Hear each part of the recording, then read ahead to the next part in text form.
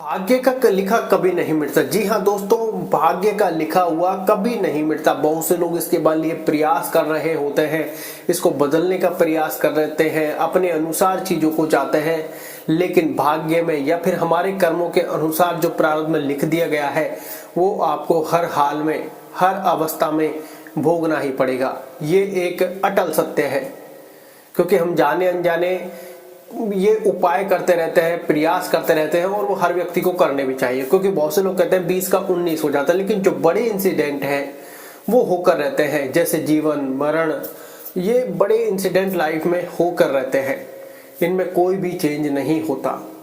क्योंकि बहुत से एस्ट्रोलॉजर ज्यादातर ये गलतियां करते हैं, पंडित जी एक गलतियां नहीं, अपने अपने हिसाब से करते हैं, क्योंकि वो जानते हैं कि कौन से टाइम उनके लिए उपयुक्त है या फिर कौन सा उनके लिए टाइम सही नहीं है।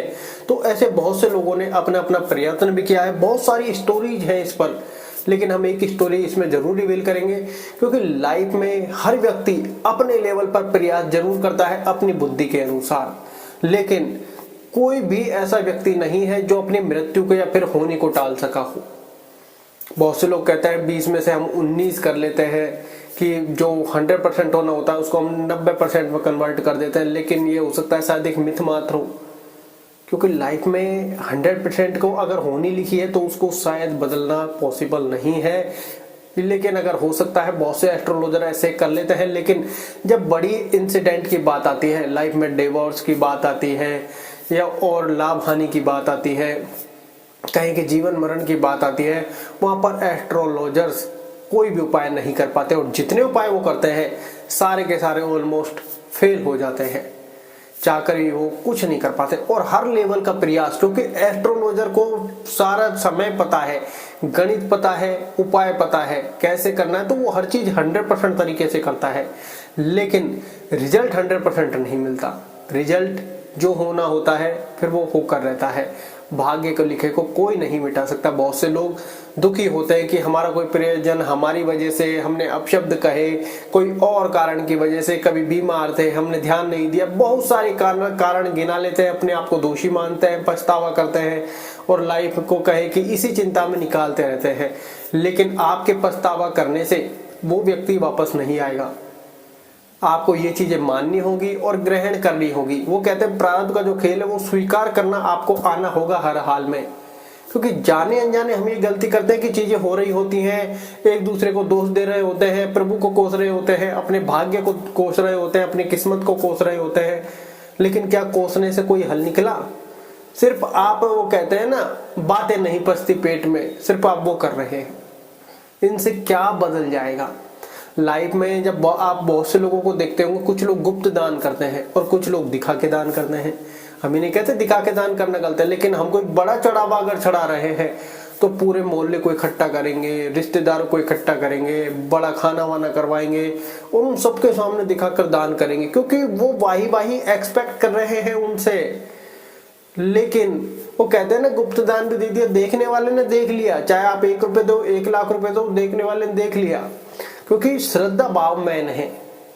श्रद्धा भाव मैन है तो वो दिखावा मैन नहीं है।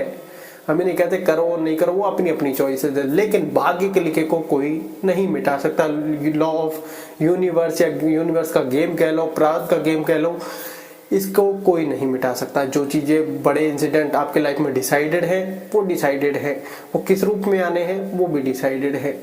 लाइफ में काफी सारे एग्जाम्पल्स ऐसे हैं जिन लोगों ने प्रयास किया, हम पहले भी कहानी रिवील कर चुके हैं, लेकिन अब यहाँ पर एक पंडित जी की कहानी रिवील करते हैं कि पंडित जी अपने मित्र से मिलने के लिए निकले और उनको एक कहीं के रास्ते में एक व्यक्ति और मिल गया, जिसने अपना नाम वो क्या कहते हैं, उसने अपना नाम ऐसा बताया जिससे क्या है, सामने वाले को लगे कि ये कुछ अलग है। उसका अपना नाम था महाकाल, या फिर कहें कि वो यमदूत था, और वो यमदूत उनके साथ हो लिया। पंडित जी ने सोचा कि वहां तक की यात्रा आसान हो जाएगी, तो पंडित जी को साथ साथ मिल गया, थोड़े वार्तालाप होने लगे। फिर पंडित जी चुप थे, कोई गांव आता पास में वो चल जाता, और वहां पर फिर कोई आता, इतने में हादसा हो जाता। पंडित जी ने देखा और अनदेखा कर दिया। फिर आगे बढ़ते, फिर वो महाकाल था जो यमदूत था वो वापस जाता, और फिर कोई हादसा हो जाता। अब पंडित जी नोटिस करने लगे कि यार ये महाकाल या यमदूत जहां जाता है वहां कोई ना कोई दिक्कत जरूर होती है, वह कुछ ना कुछ हादसा हो जाता है, कोई व्यक्ति एक्सपायर हो जाता है। तीसरी बार जब गया तो भी यही हुआ। तो जब अब की बार महाकाल यमदूत वापस आया तो पंडित जी ने इस बार पूछा कि ये क्या चक्कर है, तुम जाते हो वहां कोई ना कोई घटना होती है, कोई हादसा होता है, किसी की मृत्यु होती है। तब उसने कहा कि मैं महाकाल हूँ, यमदूत हूँ, तो मैं अपना काम करने के लिए आया हूँ, जिसका समय हो गया उसको जाना है। तो उसको विश्वास नहीं हुआ कि यार ये क्या है। लेकिन जब बार बार ऐसा हुआ तो उसको विश्वास हुआ। अब पंडित जी चौंक गए।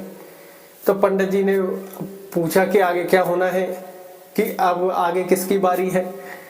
तो यमदूत जो महाकाल था उसने बताया कि इस बार बारी अब तुम्हारे दोस्त की है, जिसके पास तुम मिलने के लिए जा रहे हो। पंडित जी चौंक गए, सक पका गए। लेकिन पंडित जी ज्ञानी थे। उन्होंने पूछा कि क्या मतलब, क्योंकि तुम्हारा दोस्त तुम्हारी वजह से ही मरेगा और अगली मृत्यु उसी की है। तो पंडित जी सोच में पड़ गए।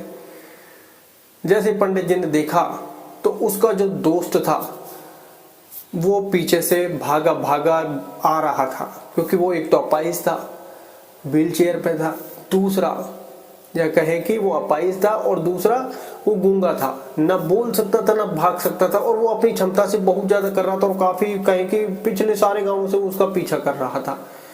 और जैसे ही पंडित जी के सामने आया वो मर गया। अब यमदूत ने कहा ये देखो ये मर गया है, तुम्हारी वजह से मरा है, तुम्हारे पास आकर मरा है। तो पंडित जी सब कुछ समझ गए। पंडित जी ज्ञानी थे तो बात हजम कर ली उन्होंने, ठीक है। तो पंडित जी ज्ञानी थे तो उन्होंने वैसे ही पूछ लिया कि अब बताइए मेरी मृत्यु कब होनी है।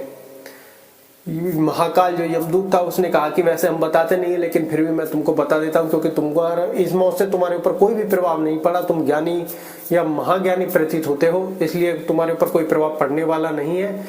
तो उन्होंने बता दिया आज से ठीक 6 महीने बाद तुम्हारी मृत्यु होनी है, और मृत्यु को भी तुम हंसी हंसी गले लगाओगे। इतना कहकर फिर वो यमदूत महाकाल चला जाता है, क्योंकि अब उसका कोई काम शेष रहता नहीं है। अब उसके बाद वो पंडित जी ये सारी बातें राजा को बताता है कि 6 महीने, तो वो 6 महीने सारी प्रक्रिया करता है, बचने के सारे अटेम्प्ट अपने करता है, सारी प्रक्रिया सारी कहानी राजा को सुनाता है। राजा उसको कहे कि महलों में ही रहने देता है।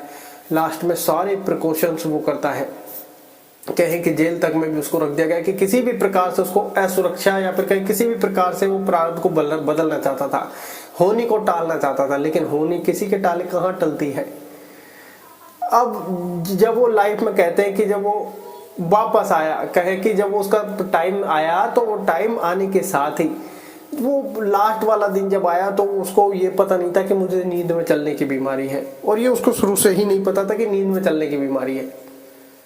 और वो रात में ही कहे कि राजा का खास आदमी था, तो राजा के जब घोड़े वाली जगह पर गया, वहां पर सबसे तेज भागने वाला घोड़ा उसने नींद की अवस्था में सेलेक्ट किया। द्वारपालों ने भी नहीं रोका, क्योंकि वो जानते थे राजा का खास आदमी है, कोई दिक्कत वाली बात नहीं है। और वो रात में ही दूसरी अपने देश की सीमा पार कर गया, दूसरे राज्य में पहुंच गया। दूसरे राज्य के जो द्वारपाल थे वो भी सोए हुए थे, क्योंकि प्रारब्ध का सारा खेल चल रहा था। और वो जाकर राजा की रानी के पास पंडित जी सो जाते हैं। अब जैसे ही राजा सुबह जागता है, पंडित जी को पास देखता है तो पूरा मामला गर्मा जाता है। पंडित जी को जगाया, पंडित जी को दम देने की योजना बनाई गई। ये स्टोरी थोड़ी शॉर्ट फॉर्म में बताई जा रही है इसलिए, क्योंकि ऑलमोस्ट सब जानते हैं। तो अब वो राजा ने जब दरबार लगाया, राजा दरबार में पंडित जी को बुलाया, तो पंडित जी की बिना बातें सुने ही राजा ने उनको फांसी की सजा दे दी। अब पंडित जी ने सारी बात बताई कि ऐसे ऐसे मेरी आज के दिन मृत्यु होनी है, ऐसे ही महाकाल मिले, यमदूत मिला, उसने ऐसे ऐसे बताया। अब तो राजा को विश्वास नहीं हुआ। तो पंडित जी ने कहा कि अगर आपको विश्वास नहीं है तो आप उस देश के राजा से पूछ सकते हैं, मैं उनके वहां मेहमान था और 6 महीने उन्हीं के साथ रह रहा था। तो इस बार देश के राजा ने अपने सैनिक के साथ संदेशा भिजवाया, और वो जो सैनिक था शाम तक लेकर आया संदेश। तो उन्होंने कहा महाराज बात बिल्कुल सत्य है जो ये पंडित जी महाराज कह रहे हैं। लेकिन अब राजा क्या कर सकता था, राजा ने बिना सुने फांसी का वो दे दिया। अब राजा के ऊपर आ गई बात। तो राजा ने कहा कि चलो तुम्हें फांसी वैसे नहीं, एक सूत के डोरे से दे देते हैं, वो तो वैसे ही टूट जाएगा, उससे तो कोई मरने वाला है ही नहीं। तो वहां पर महाकाल की जो बात थी यमदूत की, तुम हंसते हंसते मृत्यु को गले लगाओगे। अब ये बात यहाँ पर आ जाती है कि जो सूत की बात सुनकर पंडित जी महाराज जो है हंसी हंसी खुशी खुशी, हाँ महाराज मैं तैयार हूँ इस चीज के लिए, और वो हंसी हंसी खुशी खुशी उसको गले लगाने के लिए चल जाता है। और जैसे ही उसको फांसी या फिर कहीं के सूत के टुकड़े से होती है और वो कटाक से मर जाता है।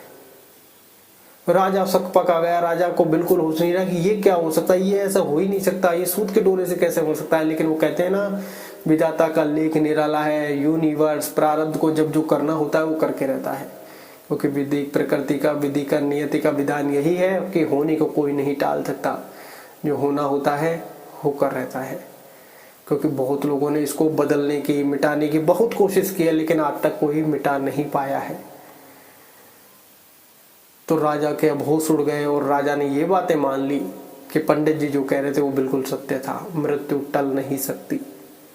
तो आप भी अगर किसी अपने प्रियजन की उससे दुखी हैं तो ये मानिए, जिसको जब आना है, जाने का समय निश्चित है, उसका आने से पहले ही जाने का समय भी निश्चित हो जाता है। तो आपको कहीं ना कहीं किसी न किसी को निमित्त बनाया जाता है, किसी को अंश बनाया जाता है। कई हमारे प्रारब्ध कर्म उससे जुड़े होते हैं, तभी तो वो हमारे रिलेशन में आया है। तो ये चीजें एक्सेप्ट करनी है हमको, भाई जो हुआ ठीक है। हमको ये जानबूझकर थोड़ी चीजें करते हैं, लेकिन हो जाती हैं। तो चीजों को एक्सेप्ट करना सीखो, बार बार परेशान ना होइए। और चीजें कोई बहुत ज्यादा परेशान कर रही है तो मेडिटेशन ध्यान कीजिए। अगर आपको लग रहा है कि मेडिटेशन ध्यान कैसे करें, तो पहले भी मैंने वीडियोस बनाई हुई है, या फिर आप किसी की वीडियो देख सकते हैं। लेकिन ऑलमोस्ट मन की शांति होनी चाहिए, बस वो मेडिटेशन करें। कुछ लोग पूछते हैं कौन सा करना चाहिए, अरे बहुत सारे हो गए हैं आजकल, आप सिर्फ वो करें जो मन को शांत कर दे। तो आपके जो प्रियजन की मृत्यु हुई है, जिसकी वजह से आप परेशान हैं, अपने आप को दोषी मान रहे हैं, तो दोषी मानना छोड़िए। जो होना होता है वो होकर रहता है। लाइफ में कब किसका रोल प्ले करने को कहा जाता है, कब किसको निमित्त बनाया जाता है, कब किसको निमित्त बना के भेजा जाता है, वो सारी चीजें लाइफ में होते हैं। तो आशा है जानकारी अच्छी लगी होगी। धन्यवाद।